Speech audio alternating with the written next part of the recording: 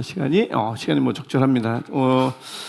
오늘 우리가 마태복음 이제 세 번째 마태복음 다시 읽기 세 번째 시간인데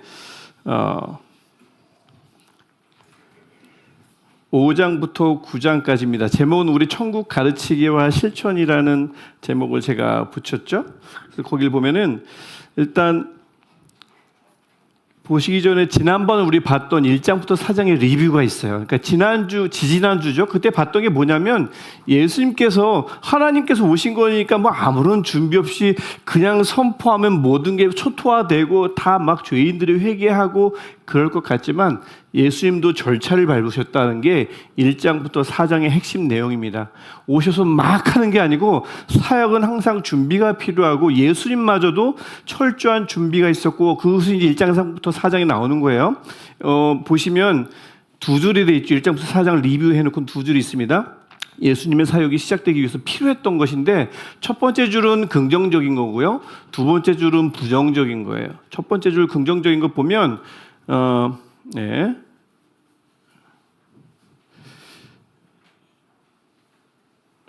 이 하나님의 오랜 구원 계획, 그 뭐죠? 족보죠? 예수님의 계보. 긍정적인 하나님이 오랫동안 수천 년 동안 준비해 오셨고, 그다음에 부모가 의로운 부모가 예비되어 있었고, 동방박사는 또 어떻게 하라는지 와서 경배하고 있고, 예수님이 누구신지를 그 아기 예수님에게 경배하는 것을 통해서 보여주시고, 세례요한 평생을 그 길을 예비하는 광야에서 외치는 자의 소리로 산 사람도 있고, 또 하나님과 성령이 그 세례하는 순간 같이 오셔가지고 비둘기 같은 모습으로 또 음성으로 하늘이 열리고 음성으로 삼일체 하나님 그곳에 함께 계셨죠. 이런 것들이 꼭 필요했고요. 또 부정적인 것을 보면 족보상에 여인 4명이 있었습니다. 이방 여인이거나 부정한 여인이었는데 그게 예수님이 이 땅에 오시고 사역을 시작하는데 꼭 필요했던 여인들입니다. 별로 아닌 것 같고 피할 것 같고 부끄러운 것 같지만 꼭 필요했다는 겁니다. 그 다음에 예수님, 그 아기 예수님을 살해하려는 헤롯이 있었고, 그 다음에 메시아의 도래를 전혀 모르는 백성들 다 몰랐잖아요. 아무도 몰랐잖아요. 그 다음에 하필이면 출신이 나사렛 출신입니다. 예루살렘이 아니라 나사렛 출신. 또 40일간의 금식하셨고 또 사탄이 시험을 하죠. 첫 번째 줄은 예수님께 꼭 필요한 것 같고 두 번째 줄은 좀 없어도 될 것 같지만 예수님의 사역이 시작되려면 첫 번째 줄과 두 번째 줄 모든 게 필요했다는 거죠. 우호적인 것, 내게 도움이 되는 것도 필요했지만 나를 막아서고 나를 반대하고 좀 덜 좋아 보이는 것들도 예수님의 사역에 꼭 필요했다는 것을 1장부터 4장이 잘 보여주고 있습니다. 예수님의 사역이 그렇다면 우리도 마찬가지지 않을까요? 모든 게 다 순탄하고 순조롭고 다 좋은 사람들만 모인 거, 이 좋은 사람들이 우리를 막 돕는 것이 아니고 주변에 우리를 힘들게 하는 사람도 있고 살해하려는 헤롯 같은 사람은 없을지라도 어렵게 하는 사람들이 있을 수 있지요. 또 시험을 받을 때도 있고 이 예수님의 그 길을 걷는 모든 사람들에게는 이 첫 번째 줄뿐만 아니라 두 번째 줄 우리에게도 다 똑같이 필요하다는 것을 1장부터 4장이 보여줍니다. 그리고 나서 이제 예수님이 드디어 사역을 시작하시는데 본격적으로 5장 우리 성경책 갖고 계신지 모르겠지만 보시면 예수께서 이제 무리들이 오지 않습니까? 무리를 모시고는 산 위에 올라서 앉으셨습니다. 앉으시면 무리들이 다가와요. 왜 앉으시면 다가오냐면 그 당시는 선생님은 앉고 학생들은 섰어요. 그래서 선생님이 내 이제 가르칠게 하면 앉는다는 것이 이제 가르치겠다는 표시입니다. 그게 신호예요. 자, 가르칠 때니까 다 오라 하면 선생님은 앉습니다. 지금과는 굉장히 저는 서 있고 여러분은 앉아 있죠. 그때는 정반대였어요. 제가 앉으면 여러분 다 서는 거예요. 그런 시대였던 거예요. 그래서 예수께서 앉으시자 무리들이 다 왔습니다. 그리고는 이제 5장부터 7장, 그 다음에 8장부터 9장으로 나뉘어지는 5장부터 7장은 말씀으로 천국을 가르치시고 8장부터 9장은 행위로 천국을 가르치시는 겁니다. 앞에는 말씀, 뒤는 행위로 천국에 대해서 가르치는 건데 앞부분을 보시면 5장부터 7장 산상수훈장이죠. 너무나 유명한 본문입니다. 이게 이제 천국에 대해서 말씀으로 가르치는 건데 특별히 그 핵심은 뭐냐면 천국에서 이 천국 백성이 누릴 수 있는 유익과 또 그 천국 백성이 마땅히 행해야 할 의무들 사명, 실천 사항들이 5장부터 7장에 쭉 나열되어 있습니다. 근데 딱 펼치면 복이 있나니 하면서 팔복 유명하죠? 팔복 나옵니다. 뭐 이 내용이 유명하다기보다는 뭐가 획기적, 뭐가 파격적이냐면 복이 있나니라고 하는 그 복의 내용이 파격적인 겁니다. 1세기에 어쩌면 지금도 마찬가지겠는데 1세기에 복하면 세 가지입니다. 오래 사는 거, 자손이 많은 거, 땅이 많은 거. 장수, 땅, 부죠. 그다음에 자손, 식구들이 많은 거. 이게 복인데 우리 팔복에는 전혀 나오질 않습니다. 그 복이 나오지 않고 복이나 누가 복이 있대요? 제가 이제 예를 들어놨지만 심령이 가난하면, 애통하면, 마음이 온유하면, 마음이 청결하면, 사람들을 화평하게 하면 그게 복이라고 합니다. 나중에 복 받을 거야가 아니라 이 팔복은요 선언이에요. 복 받기 위한 비결을 말씀해 주는 본문이 아니라 이미 복이 있다고 땅땅땅 선언해 주는 본문입니다. 그러니까 그 당시에 막 몰려와 가지고는 깜짝 놀랐을 거예요. 복이 있나냐 하면 복은 나는 한 번도 태어나서 복이 있다는 소리를 들어본 적이 없는데 복도 지지리로 없다는 소리는 들어봤어도 복이 있다는 소리는 들어본 적이 없는데 하는 사람들이 다 모였을 텐데 그들에게 복이 있다고 선언해 주는 거예요. 화평하게 한 적이 있느냐? 가난하냐? 늘 애통하냐? 마음은 온유하냐? 마음은 청결하냐? 하나님을 보고 싶으냐? 이들에게 복이 있을 거야가 아니라 이미 복이 있다고 얘기하고 천국을 받을 거야가 아니라 첫 번째 복과 마지막 8번째 복에서 첫과 마지막이 동일한 약속을 하죠. 천국이 저희 것입니다. 천국을 얻을 것이다가 아니라 이미 천국이 그들의 것이라고 선언해 줍니다. 이게 이제 팔복. 그래서 이 천국 안에는 복의 천국이라면 첫 번째 요인, 복에 대한 기준이 달라야 된다. 이게 이제 이 마태복음 5장이 가르치는 첫 번째 요인입니다. 복에 대한 기준이 달라야 돼요. 여러분, 장수, 부, 식구, 자식, 이게 복이 아니라 여기 팔복이 나오는 그 팔복, 8가지가 복의 요인이라고. 천국이라면 8가지 복의 요인이 들어와야 됩니다. 기준이 바뀌어야 돼요. 그러면서 팔복에 대해서 이야기하고 나오면 서기관보다 더 나은 의에 대해서 나오는데 그럼 서기관들은 굉장히 율법주의로 유명하고 말씀을 문자 하나하나 지키는 것이 유명한데 그렇게 지키기로 유명한데 그렇게 지켜야 되느냐? 율법주의를 말하는 것이 아니라 여기서 본문에서 나오는 서기관의 의는 뭐냐면 남들이 보니까 그다음에 내가 지위가 있으니까 이렇게 해서 지키는 서기관들의 의를 의라고 하는 건데 그것보다 더 나은 의여야 된다고 얘기합니다. 즉 외식에서 빠져나오는 것, 이게 천국에 있어야 할 것이에요. 이 마태복음에서 나오는 외식은, 그러니까 위선은 크게 2가지입니다. 내 신분 때문에 어쩔 수 없이 행하는 위선. 그 다음에 말은 했지만 행위로 보여주지 않는 위선. 이 2가지 위선. 이 위선을 피하는 실천이 바로 서기관보다 나은 의예요. 그래서 그 예시를 이제 6개의 반대 명제, 5장에 6개의 반대 명제가 있는데 이제 그게 예시가 됩니다. 5장 17절을 보면 율법을 완전하게 하러 오셨다, 폐하러 오신 것이 아니라 이렇게 예수께서 말씀하셨는데 그것을 예의기도 합니다. 6개의 반대 명제, 즉 뭐냐면 너희는 이렇게 들었으나 나는 너에게 말하노니 이게 6번 반복돼요. 6번 반복됩니다. 그래서 살인, 간음, 이혼, 맹세, 복수, 원수 이렇게 해서 살인, 간음, 이혼 앞에 거 3개는 율법을 더 심화합니다. 살인하지만 않으면 그전엔 괜찮았는데 미워하는 마음만 먹어도 살인과 똑같아요. 더 확대됐죠. 그렇죠? 간음하지만 않으면 아무 문제가 없었어요. 마음에 어떤 걸 품으면 상관없었는데 우리 지난 주일도 우리가 나눴지만 하나님은 중심을 보시는 분. 그래서 행위로 드러나지 않았어도 마음을 품는 이상 이미 그것은 심판의 대상이 된다. 그래서 율법을 더 심화하는 것이 살인, 간음, 이혼입니다. 여기서 이혼 자체를 반대하는 것이 아니라 여인을 버리지 말라고 해서 약자를 보호하는 차원에서 이혼 반대입니다. 그게 이제 앞부분에 나오고 해서 구약에서는 이혼을 허용했으나 예수께서는 허용하지 않는 것, 특별히 이혼 자체를 허용하지 않는 것이 아니라 여인을 함부로 다루지 말라고 그 초점이 그렇습니다. 그렇게 해서 앞부분은 그렇고 뒤에는 율법을 교정을 해요. 맹세, 복수, 원수, 맹세를 도무지 하지 말라고 하고 복수요, 오른뺨, 왼뺨, 오리, 심리, 겉옷, 속옷 아시죠? 그래서 그렇게 옛날에는 눈에는 눈, 이에는 이 가능했습니다. 하지만 하지 말라고 해서 율법을 교정하죠. 뒤에 3개는 맹세, 복수, 원수는 율법을 완성하는 또 다른 의미, 즉 율법을 교정합니다. 앞부분은 율법을 심화함으로써 율법을 완성하고 뒷부분 3개는 율법을 교정해요. 복수 절대 안 된다. 원수 미워도 된다고 들었지? 들었으나 원수 미워하면 안 된다. 원수도 사랑하라고 함으로써 율법을 이렇게 완성시키는 모습을 보여줍니다. 천국이란 이런 것이어야 된다. 천국에는 복에 대한 기준이 달라야 되고 외식이 없어야 되고 반대 명제, 예수께서 말씀하신 이 반대 명제를 꼭 기억해야 한다 하면서 넘어가면서 6장, 천국은 경건, 구제, 기도, 금식이 이게 3대 경건입니다. 유대 사회에서 구제, 기도, 금식을 하되 은밀하게인데 이게 뭐 오른손 왼손 모르게 유명한 표현이죠. 하지만 이것은 남 몰래 꼭 해야 된다는 얘기가 아니라 외식하지 말라는 얘기입니다. 그 얘기가 이제 외식 얘기가 나와요. 그래서 몰래 하지, 몰래 꼭 해야 한다. 남에게 알려지는 순간 그것은 잘못된 경건이다를 말하는 것이 아니라 경건이라는 것은 마음속에서 우러나오는 외식이 아닌 마음속에서 우러나오는 경건이어야 한다라는 것을 가르쳐준과 동시에 경건하면 보통 우리 경건하면 뭐죠?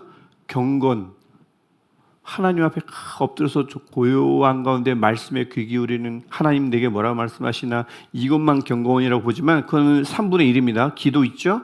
구제도 경건의 수단이고요. 금식도 경건의 수단입니다. 그래서 3대 경건이 그렇게 나와 있고, 그다음에 두 주인 중 택일, 아무리 천국이다 하더라도 이 두 주인 중 누구를 택해야 되느냐, 이 유혹은 늘 있다는 겁니다. 누구를 택할 것인가? 당연히 하나님이지만 그럼 뭐 굳이 천국 복음을 이야기하는데 왜 재물을 자꾸 이야기할까요? 무섭거든요. 재물의 위력이 어마어마합니다. 재물은 정말 누구든 자칫 잘못하면 우리의 주인이 될 수 있기 때문에 천국 복음에 대해서 이야기하면서도 그냥 하나님을 주인으로 삼으라 이렇게 말하면 되는데 두 주인이 있다라고 천국 복음에서 예수께서 그걸 포함을 시키는 겁니다. 아주 무서운 존재가 될 수 있기 때문에 또 우리에게 염려의 원인을 제공하기 때문에 그래서 먼저 그의 나라와 그 일을 구하라고 하죠. 염려하지 말고 그 이제 그 관련된 본문입니다. 그래서 천국에는 3대 경건을 은밀하게 즉 마음에서 우러나오는 경건을 하는 곳이어야 하고 두 주인 한 주인만 선택해야 하는 곳이어야 합니다. 그다음에 마지막 7장을 보면 천국은 이게 우리 저번에 로마서 2장에서도 나왔던 겁니다. 이 비판이라는 문제가 또 나오네요. 로마서 2장 기억나시는지 모르겠어요. 주일 설교 때도 말씀드렸는데 이 비판 문제가 여기서도 나오는 걸 보면 이 초대교회 우리가 맨날 초대교회로 돌아가자고 하잖아요. 초대교회 교인들에게 남을 비판하는 문제가 굉장히 교회의 화두였나 봐요. 그러니까 막 신앙생활을 하다 보면 좀 신앙심이 좀 좋은 사람도 있고 신앙심이 좀 떨어지는 사람도 있잖아요. 믿음이 시작한 사람들. 그러면 믿음이 좋은 사람들은 믿음이 좀 떨어지는 사람들을 다독거리고 격려하고 좀 끌어주면 되는데 너 그따위로 하면 이런 식의 비판이 아마도 1세기 교회에 우리가 늘 동경하는 초대 교회에 비판이라는 요인이 굉장히 깊이 파고들었나 보다는 것을 로마서를 통해서도 알 수 있고 오늘 본문을 통해서도 알 수가 있습니다. 천국 복음인데 이 천국 복음을 교회가 듣잖아요. 그러면서 타인 비판과 자아 성찰, 남을 비판하지 말고 먼저 내 눈에 들보를 보라라고 얘기하는 본문이 여기 나오는 거고요. 그다음에 7절부터 12절에 이건 잘 강조가 안 되는 부분인데 구하라 주실 것이요 찾으면 열면 열린다 두드리면 열린다 여기만 강조되지만 그 7절부터 12절 6장에 그거는 두 개가 균형을 이루어야 됩니다. 구하는 것도 중요하지만 내어주는 것도 중요합니다. 구하라와 대접하라가 균형을 이루는 곳 이게 천국이다라고 가르쳐 주시고 나무와 열매 이렇게 돼 있는데 그 이제 이후에 이제 본문이에요. 나무와 열매를 보면 이게 왜 특별하냐면 1세기는 어떻게 가르쳤냐면요. 열심히 착한 일을 하면 나는 변한다. 이게 1세기의 윤리학입니다. 아리스토텔레스의 윤리학이 그렇습니다. 열심히 내가 윤리, 도덕을 행하면 나는 변한다지만 이 7장에 나오는 예수님 말씀은 그렇지 않아요. 열심히 내가 실천을 해서 나를 변화시키는 것이 아니라 변화된 나의 모습을 열심히 실천해서 증명하는 것입니다. 내가 누구인지를 증명하는 것이 실천이지 실천을 통해서 나를 바꾸는 게 아니에요. 그래서 실천이 구원의 수단이 아닌 겁니다. 실천을 통해서 내가 구원받았다는 것을 보여주는 거죠. 그래서 이 실천의 중요성을 나무와 열매 비유를 통해서 예수께서 말씀하십니다. 좋은 나무는 반드시 좋은 열매를 맺고요. 나쁜 나무는 아무리 노력해도 나쁜 열매를 맺습니다. 그게 이제 우리 본문의 내용이잖아요. 그래서 그만큼 실천을 통해서 먼저 내가 변화되는 게 중요하고 천국 백성이 되는 게 중요하고 그렇다면 그 천국 백성이 됐으면 열매가 스며 나오게 해라. 제 주일 설교와도 굉장히 많이 이렇게 중첩이 되는데 그렇습니다. 그럴 때 제가 가로 안에 반석유의 집이라고 제가 적어놨죠. 마지막 절에 있는 겁니다. 7장 마지막 절에 보면 숨이 왜 가쁘죠? 반석유의 집이 나오는데 이런 5장과 6장과 7장이 나오는 것들을 실천하는 것, 지금 실천이 굉장히 천국에서 중요함을 알려주고 있고, 실천할 때에 정말 마지막 때에 우뚝 선다는 것을, 흔들리지 않는다는 것을 마지막에 예수님이 반석 위에 세운 지혜자를 언급하면서 보여줍니다. 그리고 났더니 7장 29절에 사람들이 놀랐어요. 빨간 글씨죠. 이는 그 가르치시는 것이 권위 있는 자와 같고 그들의 서기관들과 같이 아니함일러라. 서기관들이 뭐라 가르쳤길래요? 지금 여기서 가르친 것과 정반대의 것들을 가르쳤겠죠. 복이란 오래 사는 것이다. 복이란 땅이 많은 것이다. 복이란 자식이 많은 것이다. 의라는 것은 문자 하나하나 지키는 것이지 겉으로 드러나기만 하면 돼요. 속으로 미워하더라도 사랑한다 고백만 하면 돼요. 그럼 되는 거였지만 그때는 그렇게 가르쳤겠죠. 경건이라는 것은 그 남이 많이 보는 앞에서 기도, 구제, 금식 하면 그게 경건이라고 가르쳤을 거고, 재물 열심히 모았던 이들이 서기관과 바리새인들입니다. 그걸 하나님의 복이라고 여기겠죠. 하나님의 복 중에 하나니까 재물 열심히 모았을 겁니다. 그다음에 비판 열심히 했죠. 서기관과 바리새인들 비판했고, 그다음에 나무를 강조했을 거예요. 열매는 강조 안 하고, 됐어, 우리는 하나님의 은혜로운 백성이니까, 선민이니까 실천은 옵션, 정체성만 있으면 충분. 그래서 나무만 가르쳤겠지만 예수님은 열매의 중요성을 가르치면서 많은 부분들이 다르다는 겁니다. 그래서 그들이 서기관들과 그 가르침이 같지 않다라고 얘기하고요. 그 5장부터 7장을 이 한 줄로 요약할 수 있을 것 같아요. 천국이란 마음에서 우러나오는 실천의 영역이다. 그래서 이것을 이제 의라고 했는데, 이게 바로 외식하는 서기관보다 더 나은 의, 즉 마음에서 우러나오는 실천의 영역이므로 그렇습니다.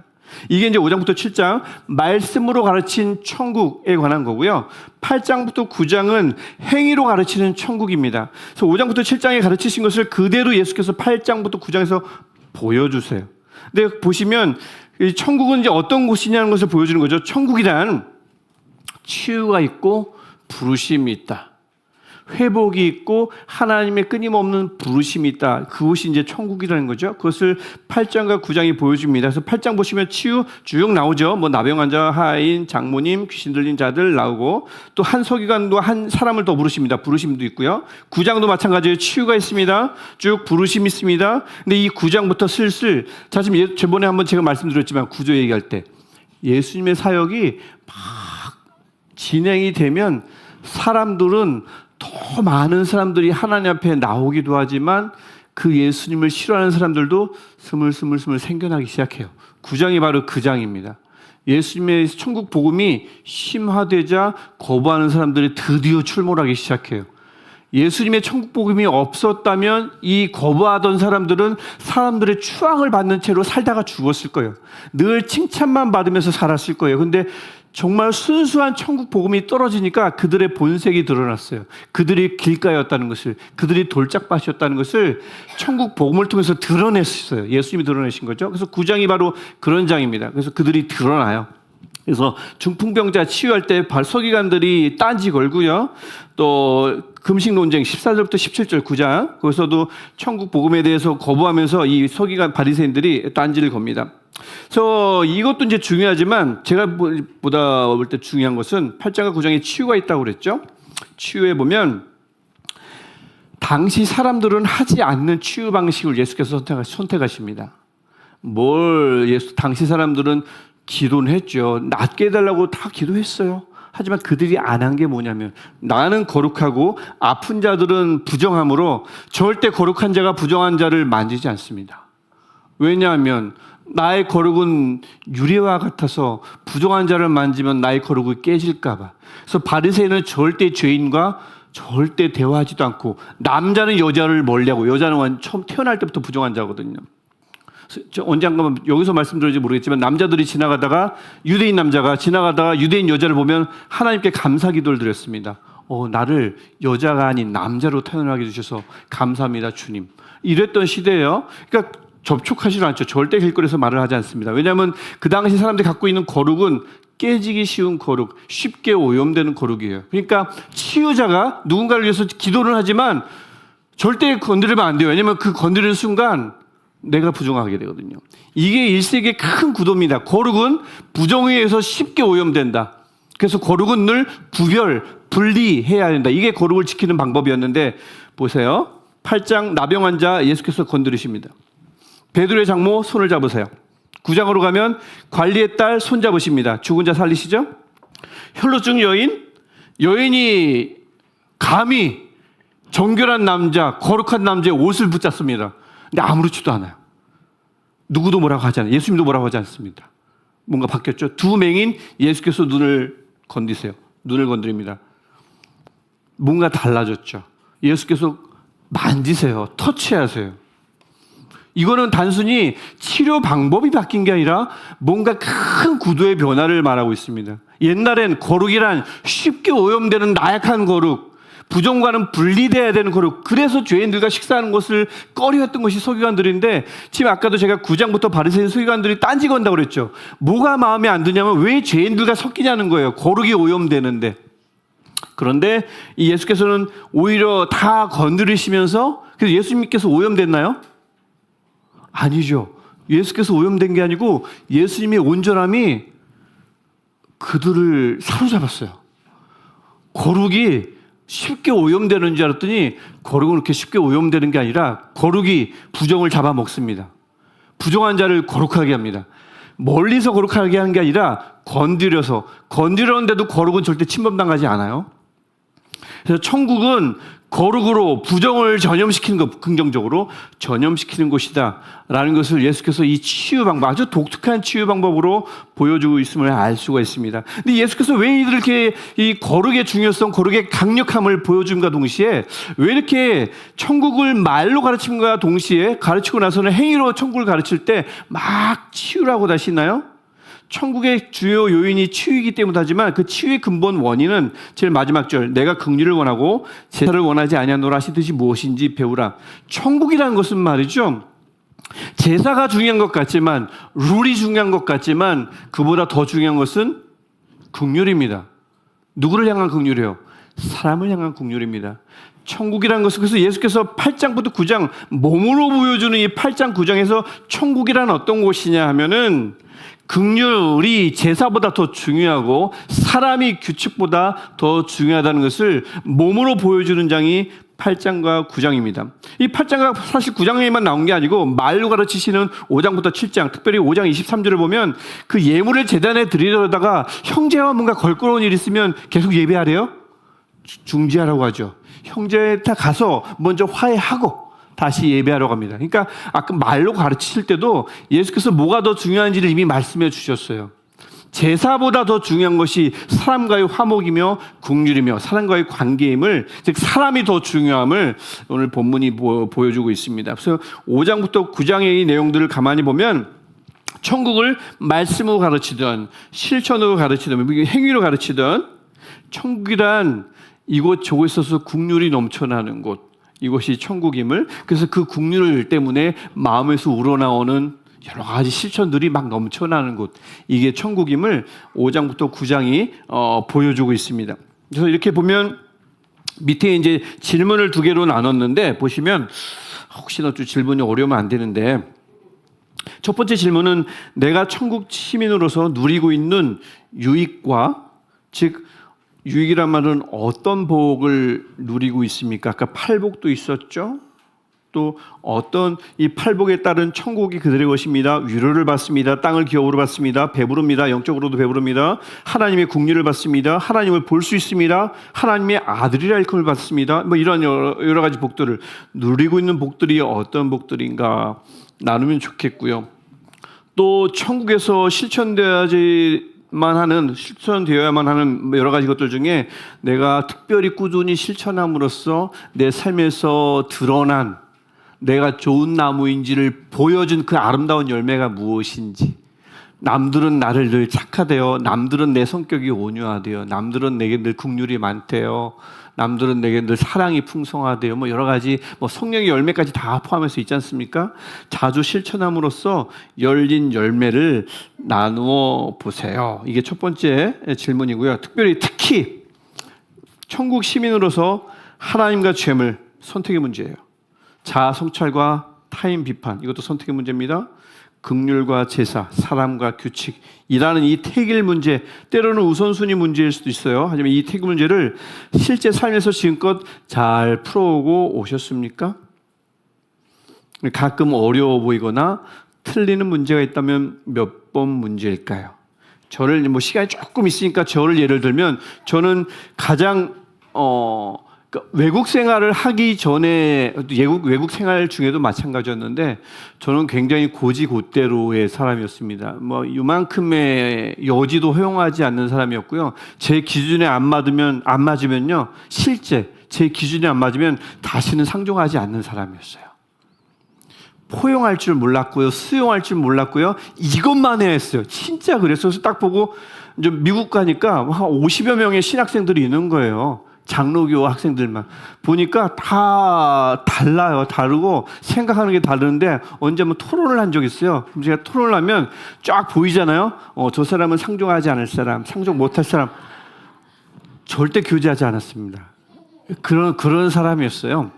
그러니까 내가 나름대로의 기준을 정해놓고 수용하지 않았어요. 지금 마음 문을 닫았어요. 국률이요? 그런 거 없어요. 규칙이 가장 중요해요. 성경대로 안 하면 무조건 다. 지금은 안 그래요. 이유가 있겠지. 사연이 있겠지. 아유, 나는 뭐 저 사람보다 더 나은가. 뭐 이렇게 생각하는 폭이 좀 늘어나는데 옛날에는 완전히 꽉 막혔습니다. 그래서 저는 옛날에 그 3번 문제가 굉장히 어려웠고 또 지금도 여전히 2번 문제가 여전히 어렵습니다. 자아 성찰과 타인 비판. 저는 잘 안 보이고 남이 잘 보여요. 그래서 저러면 안 되는데 나도 못하면서 1번 문제 그럼 제가 자유로울까요? 1번 문제 하나님과 죄를 제가 오늘 새벽에도 말씀드렸지만 여전히 저는 그 카메라 렌즈에 소유된 백성입니다. 그래서 렌즈가 자꾸 저를 소유해요. 볼수록 예뻐요. 그 백통 그게 뭐 이렇게 예쁜지 모르겠어요. 그러니까 두 주인을 섬기면 안 되는데 우스갯소리지만 1번 문제도 여전히 저는 완전히 자유롭지는 않습니다. 이런 어떤 질문들을 가지고 서로 나누시면서 그 안에서 풍성한 어떤 교제가 일어나면 좋겠습니다. 혹시 5장부터 9장 중에 혹시 이거는 꼭 하나 질문했으면 좋겠다 하시는 분 하는 질문 있을까요? 한 분만. 평소 질문하고 싶었던 내용이나